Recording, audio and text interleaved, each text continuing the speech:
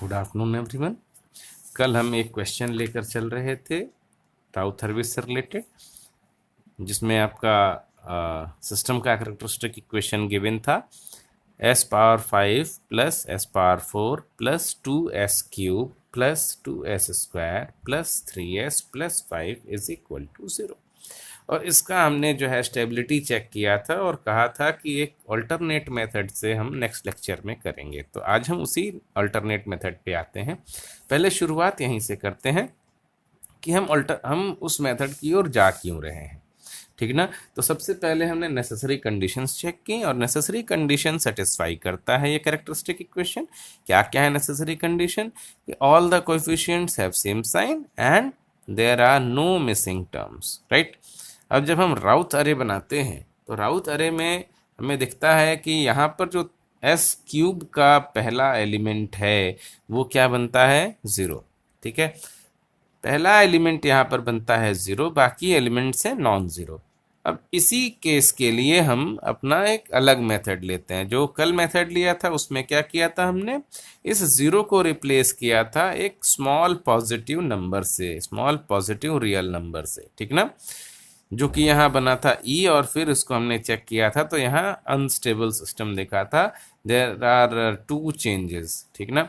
अच्छा, अब हम इसका एक दूसरा मेथड देखते हैं। ऑल्टरनेट मेथड क्या कहता है कि इस इक्वेशन में, इस कैरेक्टरिस्टिक इक्वेशन में हम s+1 का मल्टीप्लिकेशन कर दें, ठीक।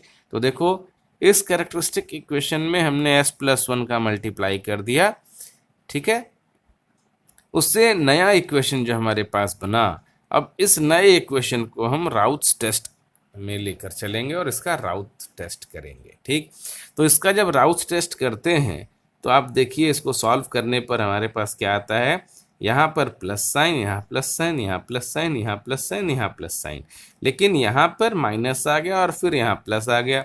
तो देखने में अभी भी हमारे वही आता है कि फर्स्ट कॉलम में there are 2 changes, first and second, there are 2 sign changes and thus 2 number of poles or 2 number of roots of the characteristic equation lie in the right side of the s plane and therefore the system is unstable। तो जो result हमारा वहां से आया था, ई मानकर आया था, स्मॉल पॉजिटिव रियल नंबर मानकर आया था, वही रिजल्ट हमारा यहाँ से भी आ रहा है, राइट।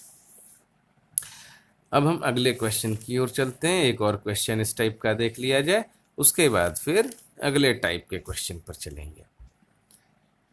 तो देखो, केस 1। अच्छा, एक चीज और आपको मैं बता दूं कि केस 1 जो आपका है, जिसमें कि आपका कोई एक एलिमेंट, फर्स्ट एलिमेंट किसी एक रो का 0 हो जाता है, ठीक ना। किसी रो का फर्स्ट एलिमेंट 0 हो जाता है तो उसका मतलब क्या है, वहां क्या क्या हो सकता है? तो वहां 2 केसेस बनते हैं कि there may be equal real roots with opposite sign. मतलब जो कैरेक्टरिस्टिक इक्वेशन है हमारी, हो सकता है कि उस कैरेक्टरिस्टिक इक्वेशन में 2 रियल रूट्स मिलें, कम से कम 2 रियल रूट्स मिलें जिनके मैग्नीट्यूड इक्वल हो लेकिन साइन अपोजिट हो। मीन्स अगर 3 आता है तो एक +3 होगा, एक -3 होगा। 1 आता है तो एक +1 होगा, एक -1 होगा। 0.6 आता है तो एक +0.6 होगा, एक -0.6 होगा, ठीक है। तो चूंकि साइन डिफर है, मतलब एक पॉइंट आपके लेफ्ट हैंड में आएगा तो दूसरा पॉइंट राइट हाफ में जाएगा, और अगर राइट हाफ में एक भी पोल जा रहा है तो मतलब क्या है कि आपका सिस्टम अनस्टेबल है, ठीक ना। मतलब हो सकता है कि आपका सिस्टम अनस्टेबल हो। दूसरा केस क्या कहता है उसी में कि अगर आपके किसी रो का पहला एलिमेंट 0 है तो हो सकता है दैट में there may be possible that there is at least one pair of conjugate roots on imaginary axis। मतलब हो सकता है कि वहाँ इमेजिनरी एक्सिस पर एक कॉम्प्लेक्स रूट हो, कॉम्प्लेक्स पेयर हो, ठीक ना। मीन्स प्लस माइनस जे ओमेगा का टर्म वहां पर हो सकता है। तो अगर ऐसा होता है तो इसका मतलब क्या हुआ कि सिस्टम मार्जिनली स्टेबल होगा। क्लियर है? इस टाइप का एक क्वेश्चन देख लो। इस टाइप का एक क्वेश्चन देख लो। क्वेश्चन है आपके सामने एक और, S power 4 plus S cube plus 2s² plus 2s plus 3।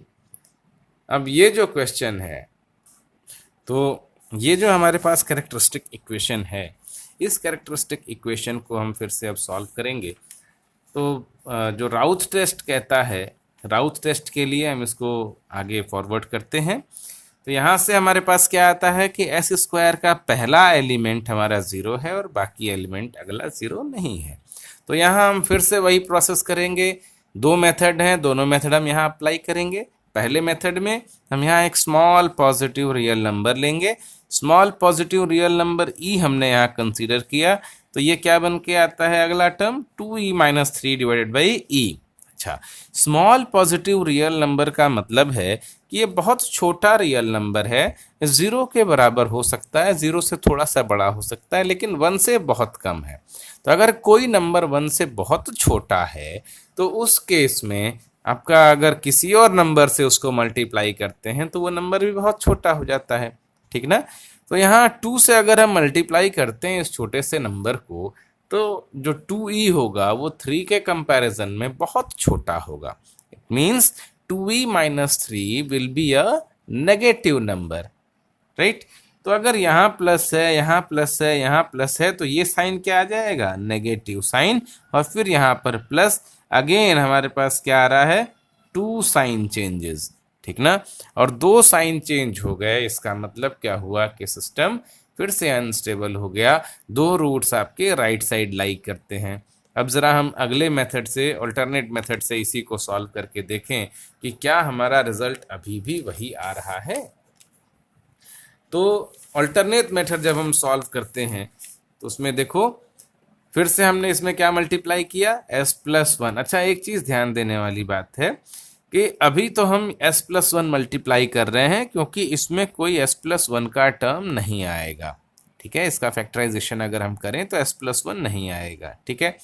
लेकिन अगर आपके पास ऐसा कैरेक्टरिस्टिक इक्वेशन हो जिसका एक रूट एक फ्रैक्शन s+1 हो, एक फैक्टर, तो आप s+1 ना लेकर s+2 ले लो, s+3 ले लो, s+4 ले लो, कुछ भी ले सकते हो। ठीक है? तो उससे आपका रिजल्ट आ जाएगा। बेसिक हम क्या करते हैं, सबसे पहले s+1 ही मल्टीप्लाई करते हैं। तो s+1 हमने मल्टीप्लाई किया। अब जो नया हमारे पास कैरेक्टरिस्टिक इक्वेशन बना, इस कैरेक्टरिस्टिक इक्वेशन को सॉल्व करने पर भी हमें क्या मिलता है?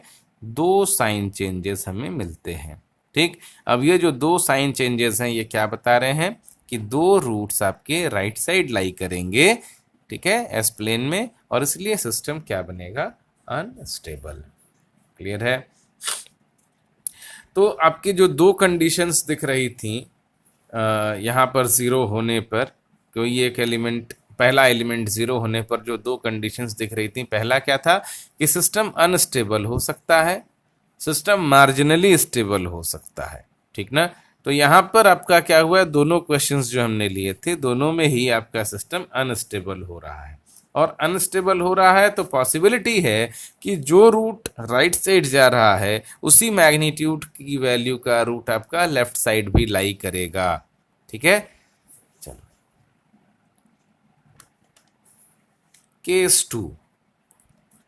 केस टू हमारे पास जो है वो क्या कहता है कि if all the elements in one row of Routh's tabulation are 0 before the tabulation is properly terminated.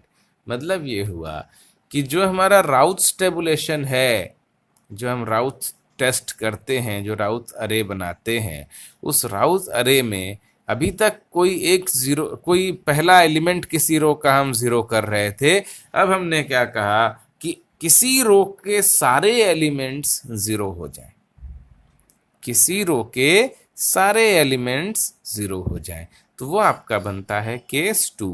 और अगर ऐसा केस होता है तो वहां पर क्या क्या पॉसिबिलिटीज हैं? 3 पॉसिबिलिटीज बनती हैं। पहले पहले दो तो वही हैं जो कि पहला जीरो होने पर था। जैसे कौन कौन से हैं वो दोनों? पहली कंडीशन है कि at least one pair of real roots with equal magnitude but opposite sign, मतलब सिस्टम क्या बनेगा? Completely unstable. दूसरा क्या है कि there may be pair of at least a pair of complex conjugate roots on imaginary axis, ठीक ना? Complex conjugate roots on imaginary axis मतलब सिस्टम कैसा होगा? मार्जिनली स्टेबल, ठीक ना?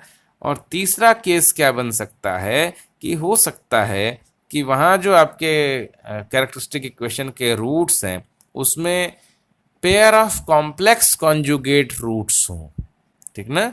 Pair of complex conjugate roots हों तो हो सकता है कि आपका सिस्टम स्टेबल भी हो सकता है अनस्टेबल भी हो, ठीक ना? ऐसी भी पॉसिबिलिटी है कि आपका सिस्टम स्टेबल भी हो सकता है और अनस्टेबल भी हो सकता है।